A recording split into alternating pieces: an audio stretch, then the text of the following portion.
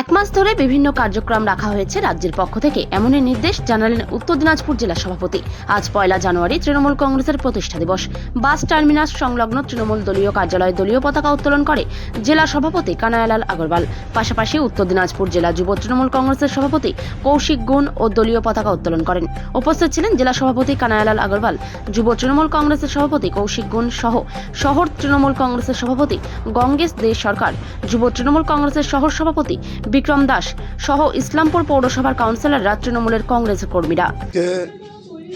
আমাদের কাছে খুব খুশির দিন। আজকে তৃণমূল কংগ্রেসের আজকে প্রতিষ্ঠা দিবস।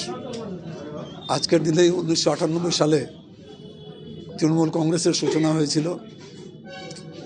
তারপরে মমতা বন্দ্যোপাধ্যায় দীর্ঘ 12-13 বছর আন্দোলন করেছিলেন। সিঙ্গুর, নন্দীগ্রাম প্রভৃতি আন্দোলনের মধ্যে দিয়েই 2011 সালে তৃণমূল কংগ্রেস মমতা বন্দ্যোপাধ্যায়ের নেতৃত্বে ক্ষমতাসীন হয়। তারপর থেকেই অনেক জনমুখী প্রকল্প 72টা, কন্যাশ্রী, রূপশ্রী, খাদ্যসাথী, সবুজ সাথী, স্বাস্থ্যসাথী, এরকম 72টা প্রকল্প মাননীয় মমতা বন্দ্যোপাধ্যায় পশ্চিমবঙ্গবাসীকে দিয়েছেন। অতি সত্বর যে প্রকল্পটা বাংলার বাড়ি গ্রামীণ, যেটাতে 12 লক্ষ লোককে দুই কিস্তিতে 1,20,000 টাকা উনি ঘোষণা করেছেন।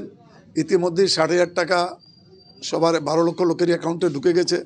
পাশাপাশি উনি এটাও বলেছেন যে সার্ভেতে উঠে আসছে যে 28 লক্ষ মোট লোকের ঘর নেই। কারণ 12 লক্ষ এখন দিচ্ছেন, আর বাদ বাকি 16 লক্ষ 2026-এর আগেই উনি দেবেন, এই ঘোষণা উনি করেছেন। এই মানবিক মুখ্যমন্ত্রী মমতা বন্দ্যোপাধ্যায়, এর আগে তো আমরা 34টা বছরে একটা প্রকল্প শুনিনি যে পশ্চিমবঙ্গে বামফ্রন্ট সরকার একটা প্রকল্প, জনমুখী প্রকল্প দিয়েছে। তো আজকের দিনে আমি এটি যেটা আপনি শুদ্ধিকরণ বললেন, এটা শুদ্ধিকরণ ঠিক না। যদি কেউ বিপদগামী হয়ে থাকে নিশ্চয়ই পথে আসতে বাধ্য হবে। কারণ মমতা বন্দ্যোপাধ্যায় সবসময় চান যে যারা সৎ লোক, যারা দলের জন্য খাটবেন, যারা দল করবেন, তারাই কিন্তু আসল কর্মী। দেশের দলের সম্পদ কিন্তু তারাই।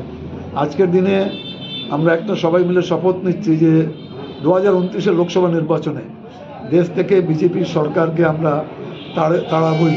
এই শপথটা আমরা সবাই মিলেই নিচ্ছি।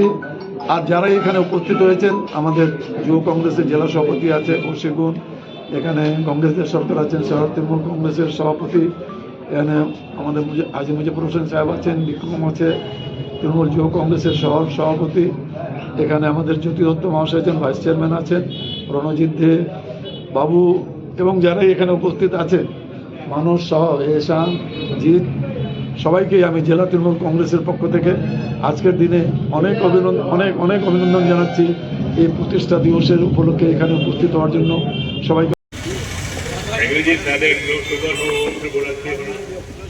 Happy new year.